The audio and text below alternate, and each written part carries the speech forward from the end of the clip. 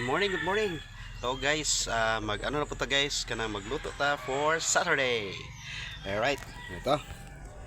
Ang atong lutoon karon guys is explainan sa muna ko daan is kining hinilibis. Yan. Karni siya guys, pero ito po ay tinatawag na mao ni gitawag karni sa mga pobre. Yan. Kasi po guys, ang hinilibis is ano na siya guys, kanang part sa baboy, yung mga litid taba-taba na may konting laman na tinatanggal sa karne. Yun. Ano lang po to, sa halagang 100 pesos ganyan na kadami.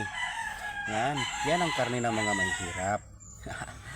Pero hindi nyo ba alam na kung kayo ay kumakain sa labas na tinatawag ditong halang-halang, mo ni ang ano guys, isagol nila. Og naputay pechay, sibuyas dahunan. Yan. Okay, mo ni atong main ingredient guys. So ilabot ning pana oh. Yan, so ilabot na. Siyempre, oil.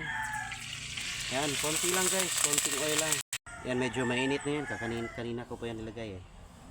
So, ito, wala nang ano to. Diretso na to guys.